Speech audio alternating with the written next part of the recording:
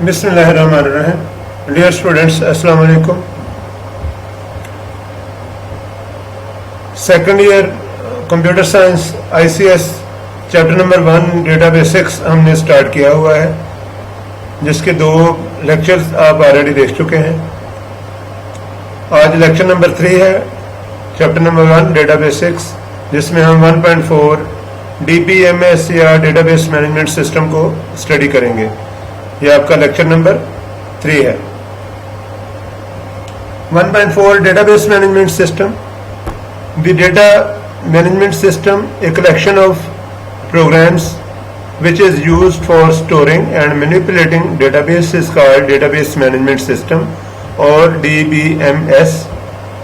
It is an improvement over the traditional file management system.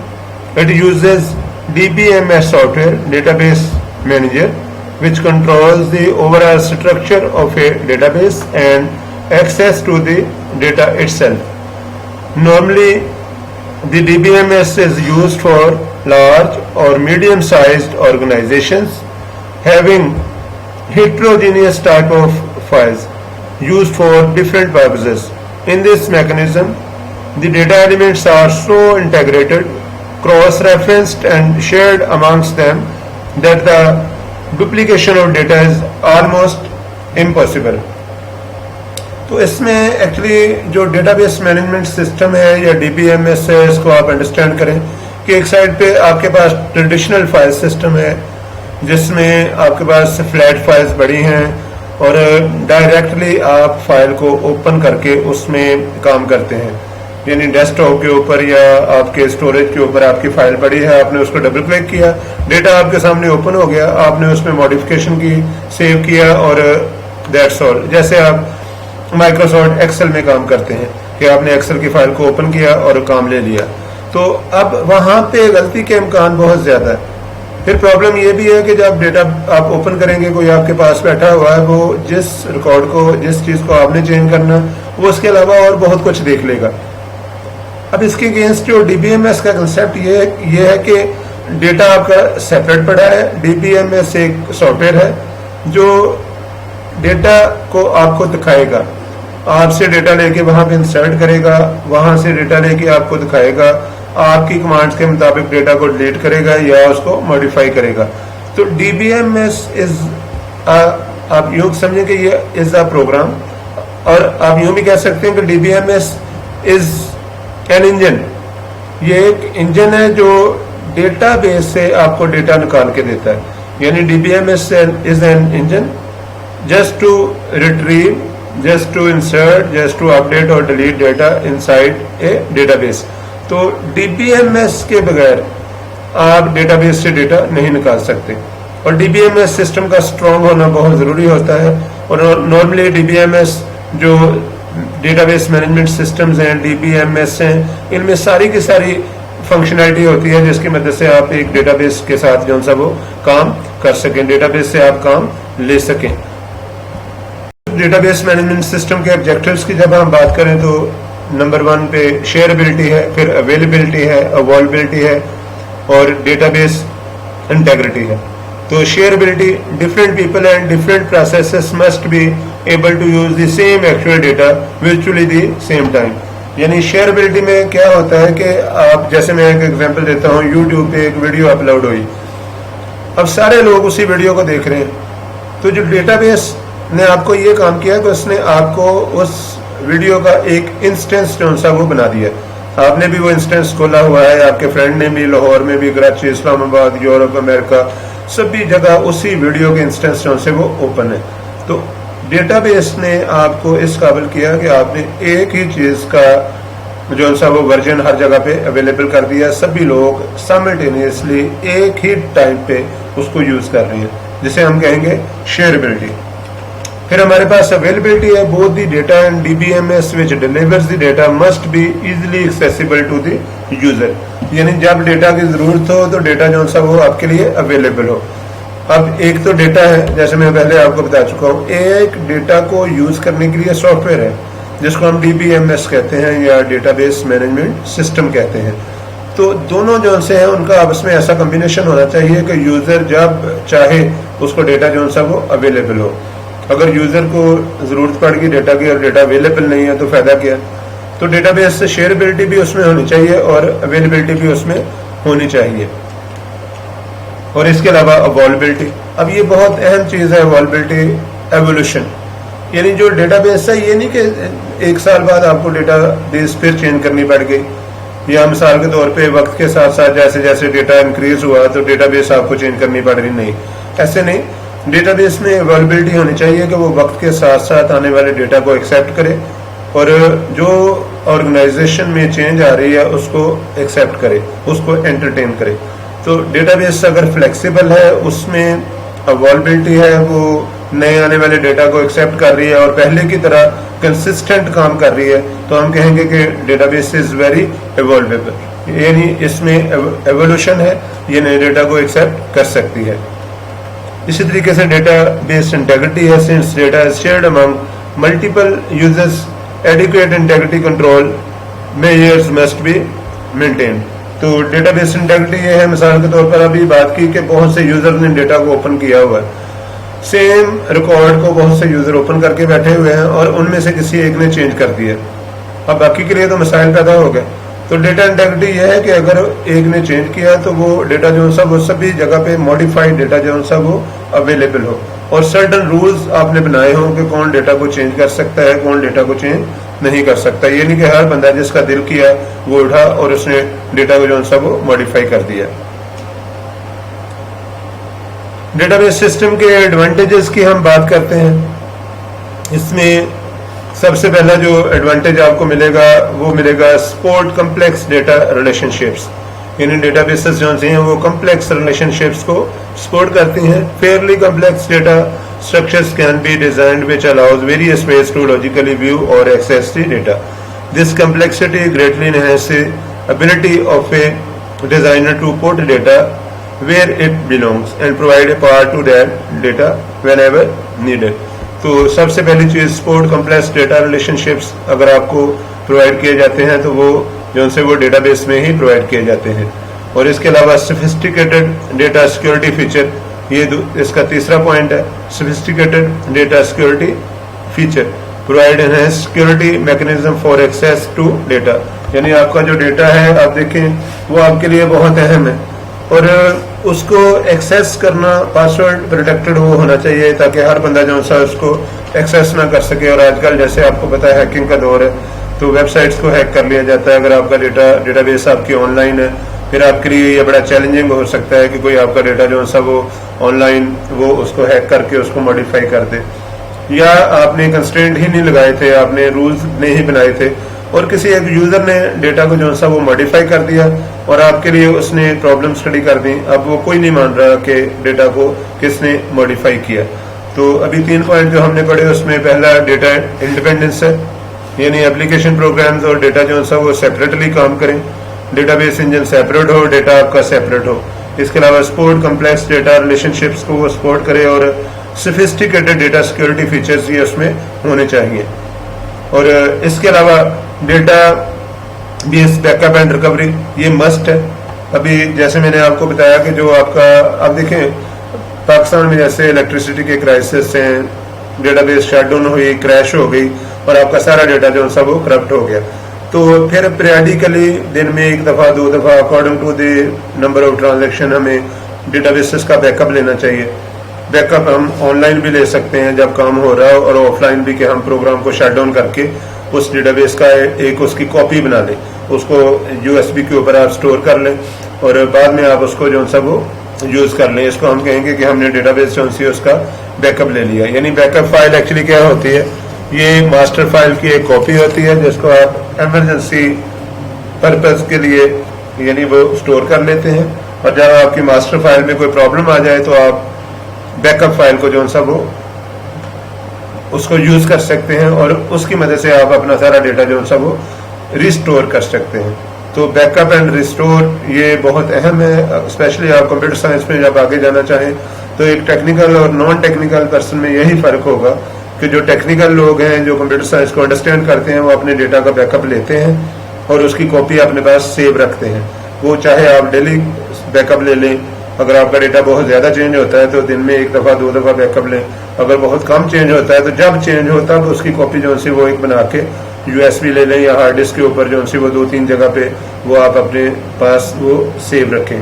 और इसको बाज़ company जो सी वो ऑनलाइन क्लाउड स्टोरेज के ऊपर अपने डेटा का जो सा वो बैकअप लेती हैं, जैसे वो ड्राइव सैमसंग या गूगल ड्राइव या वो माइक्रोसॉफ्ट ड्राइव को वो यूज़ करती हैं, या इसके अलावा और बहुत सारी ऑनलाइन स्टोरेज सर्विसेज जो सी वो अवेलेबल हैं जहाँ पे वो अपना डेटा जो सा उसका बैकअप ले लेते हैं। एडवांस कैपेबिलिटीज में DBMS normally have advance access capability for online and ad hoc reporting capabilities. ये अभी मैंने आपको बात एक की कि जो आपका डेटा है ये बाज़ दफ़ा ये होता है कि हम डिसएडवांटेजेस को अभी हम बाद में देखते हैं, पहले हम एडवांटेजेस की बात कर रहे हैं। ये स्लाइड्स जो सी वो चलेंगी नीचे। एडवांस कैपेबिलिटी में DBMS normally have advance access capability for online and ad hoc reporting capabilities, however the ability to provide data independence to create complex data structures, to provide security to data access and to provide backup recovery capability are the primary requirements of a database management system। तो ये actually यहाँ पे क्या बात हो रही है, जैसे Oracle के डिफरेंट वर्जन हैं उनमें सिक्योरिटी आप बढ़ाई जा रही है। यानी अगर आप Oracle 8.1 यूज़ करते हैं या 10G यूज़ करते हैं या 11.2 या 12.2C आप यूज़ करते हैं तो इनके इसके हर वर्जन में जो सी सिक्योरिटी बढ़ती जा रही है, क्योंकि आप देखें डेटा आपका एक एसेट है और डेटा के साथ हैंकी पैंकी मीन के आपका बिजनेस जो सा वो तबाह हो जाएगा, वो रुक जाएगा। तो फिर उसकी सिक्योरिटी के लिए डेटाबेस में एनहेंस फीचर जो से वो होने चाहिए। बाज़ हम एक डेटाबेस के साथ थर्ड पार्टी कंपोनेंट्स भी यूज़ करते हैं ताकि डेटाबेस के जो फीचर्स हैं उनको हम एनहेंस कर सकें। डिसएडवांटेजेस की बात करते हैं हम। डेटाबेस डिसएडवांटेजेस में जो सबसे पहला डिसएडवांटेज है that is require additional system overhead, यानी इसके लिए स्पेशल आपको हार्डवेयर चाहिए, फिर आपको एक बंदा भी रखना पड़ता है जिसको हम DPA कहते हैं, डेटाबेस एडमिनिस्ट्रेटर, डेटाबेस एडमिनिस्ट्रेटर। तो डेटाबेस के जो ड्रॉबैक्स है उसमें सबसे पहला ये कि रिक्वायर्ड एडिशनल आपको ओवरहेड, आपको एक शख्स जो सा वो हायर करना पड़ेगा, ज़्यादा रैम वाला एक सिस्टम जो सा वो आपको एक सर्वर रूम बनाना पड़ेगा, ये एक इसका डिसएडवांटेज है। Number 2, additional training require for training of staff. जब आप डेटाबेस इंस्टॉल करेंगे तो फिर आप स्टाफ की आपको ट्रेनिंग भी करनी पड़ेगी, अदरवाइज वो लोग डेटाबेस को कैसे यूज़ करेंगे। और मे भी डेटाबेस जो सी वो कोई स्पेशल लैंग्वेज यूज़ कर रही है, जैसे वो SQL यूज़ हो रही है, structured query language, in that case you will have to train all the staff ताकि वो डेटाबेस को स्मूथली जो सा वो यूज़ कर सकें। तो ये भी एक डिसएडवांटेज है डेटाबेस का कि आपको एडिशनल चीज़ें जो सी वो चाहिए होती हैं। इसी तरीके से problem can multiply in selecting a wrong type of database environment. जैसे पीछे हमने बात की कि हमारे पास हायरार्किकल मॉडल है, नेटवर्क मॉडल है, या इसके अलावा हम रिलेशनल मॉडल जो सा वो यूज़ करते हैं। तो अगर आपने रॉन्ग टाइप का मॉडल जो सा वो यूज़ कर लिया तो बाद में कॉम्प्लिकेशंस आएंगी, फिर आपको ज़ीरो से काम स्टार्ट करना पड़ेगा। तो फ्लैट फाइल सिस्टम में तो ये है आप नई फाइल बनाएं और उसमें डेटा स्टोर कर लें, लेकिन यहाँ पे क्योंकि इंटेग्रेशन है, सारे के सारे जो आपकी फाइल्स हैं जिनको आप डेटा सेट्स भी कहते हैं वो आपस में कनेक्टेड हैं और वो एक दूसरे से रिलेट हैं, तो एक चेंज होगा तो दूसरा भी आपको चेंज करना पड़ेगा। इसलिए बहुत समझ बूझ के आपको जो सा वो डेटाबेस का डिज़ाइन जो सा वो करना पड़ेगा। फिर data must be considered a corporate resource. अब ये एक जो असल चीज़ है कि आपका जो डेटाबेस आपकी जो सी है जो वो कॉर्पोरेट रिसोर्स होता है, क्योंकि आपके बिजनेस के मतलब हर चीज़ उसमें मौजूद है।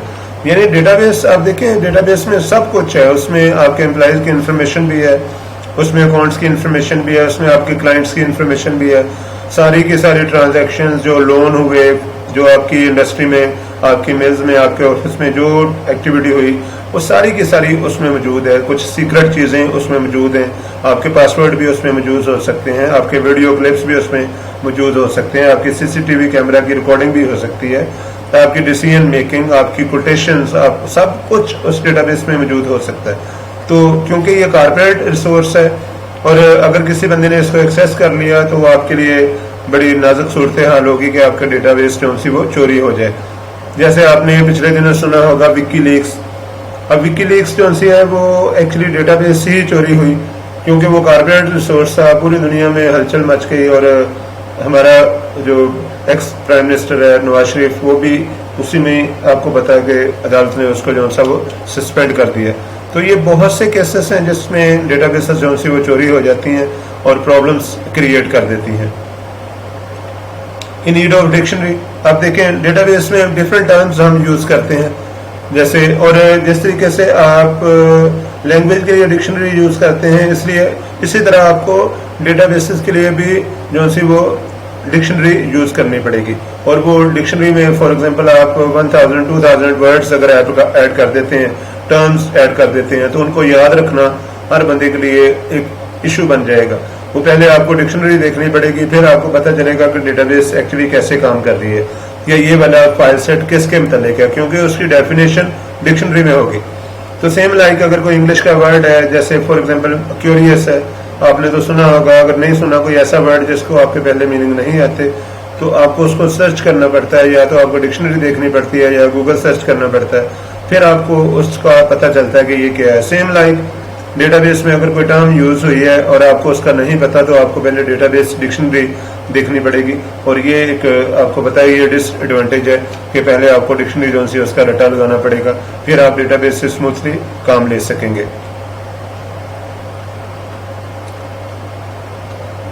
फीचर्स ऑफ डेटाबेस को अब हम देखते हैं। फीचर्स ऑफ डेटाबेस में डेटा डिक्शनरी, ये एक इसका बहुत अहम फीचर है कि जब आप डेटा डिक्शनरी बना देते हैं तो डेटाबेस को समझना बहुत आसान हो जाता है। Some databases have data dictionary, a procedure, document or disk that stores the data, definition or description of the structure of data used in the database. तो डेटा डिक्शनरी का आपको बेनिफिट ये होता है कि इसकी मदद से आप जो सा वो डेटाबेस को अंडरस्टैंड कर सकते हैं। आपको पता चल जाता है कि कहाँ पे कौन सा किस टाइप का डेटा जो सा वो स्टोर है। और डीबीएमएस फीचर्स में एक चीज इसकी यूटिलिटीज है। Utilities are the software programs that are used to maintain the database by manipulating the data, records and files. Some programs are also used for backup and recovery procedure of the database. तो इसी तरीके से जो utilities हैं DBMS की वो उसमें होनी चाहिए ताकि आप उनसे काम ले सकें। इस तरह Curie language, normally SQL structured Curie language use की जाती है, जिसकी मदद से आप रिकॉर्ड्स को सिलेक्ट करते हैं, डिलीट करते हैं, क्रिएट करते हैं, मॉडिफाई करते हैं, अपडेट करते हैं या इंसर्ट करते हैं। तो डीबीएमएस के फीचर्स में ये एक चीज ऐड होनी चाहिए कि उसमें एक लैंग्वेज हो जिसकी मदद से हम डेटा जो सा वो डिमांड कर सकें, उसको हम देख सकें। और इस तरह रिपोर्ट जनरेटर होना चाहिए। रिपोर्ट जनरेटर अगर डीबीएमएस का हिस्सा नहीं है तो आपके लिए आपको डेटा के मतलब रिपोर्ट, जो हमने पीछे बात की कि हम डेटा को समराइज करना चाहते हैं, तो अगर डीबीएमएस आपको रिपोर्टिंग की फैसिलिटी नहीं देता तो आप रिपोर्ट्स को किस तरीके से समराइज करेंगे। तो रिपोर्ट्स को समराइज करने के लिए आपको डीबीएमएस में ये फीचर होना चाहिए कि उसमें रिपोर्टिंग की फैसिलिटी जो सी वो होनी चाहिए। इस तरीके से एक्सेस सिक्योरिटी होनी चाहिए। By using this facility the database administrator can assign specific access privileges to the user of the database. जिस तरह विंडोज आप यूज करते हैं तो उसमें गेस्ट यूजर होता है, एक एडमिनिस्ट्रेटर होता है, यानी guest user normally application install नहीं कर सकता या हार्ड डिस्क को फॉर्मेट नहीं कर सकता या विंडोज की जो सिक्योर फाइल्स हैं उनको वो हैंकी पैंकी उनके साथ नहीं कर सकता, लेकिन जो एडमिनिस्ट्रेटर है वो सब कुछ कर सकता है। इस तरीके से डीबीएमएस में एक फीचर ये भी होना चाहिए कि जो डीबीएमएस यानी जो आपकी डेटाबेस को मैनेज करने वाला डीबीए बंदा है वो कुछ रूल्स बना दे कि कौन शख्स है जो रिकॉर्ड को चेंज कर सकेगा और कौन शख्स है जो रिकॉर्ड को चेंज नहीं कर सकेगा, और उसकी बेस पे जो आपकी डेटाबेस मैनेजमेंट सिस्टम है वो काम करे। यानी एक्सेस प्रिविलेजेस जो सी वो डिफाइन होनी चाहिए कि कौन रिकॉर्ड इंसर्ट कर सकता है, कौन डिलीट कर सकता है, कौन मॉडिफाई कर सकता है एंड सो ऑन। अगर आपने एक्सेस प्रिविलेजेस नहीं बनाए तो फिर ये होगा कि जिसका दिल करेगा वो आपके रिकॉर्ड्स को डिलीट कर देगा, जिसका दिल करेगा वो उसमें रिकॉर्ड्स इंसर्ट कर देगा। और बैकअप एंड रिकवरी में ये मैं बार बार आपको कह रहा हूँ कि backup and recovery is very vital. अब ये चीज़ ध्यान में रखें कि ये इतना अहम है कि अगर आप किसी इंडस्ट्री में काम करते हैं, आप एम्प्लॉई हैं और आपकी ड्यूटी है डेटाबेस को मैनेज करना, तो अगर आपने बैकअप नहीं लिया हुआ और डेटा अगर ज़ाया हो गया, जो चल रहा था, मास्टर फाइल डिलीट हो गई, तो आप क्या करेंगे?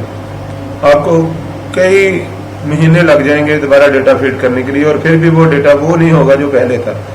बिजनेस लहदा रुकेगा और आपको जॉब से लहदा फर्क किया जाएगा।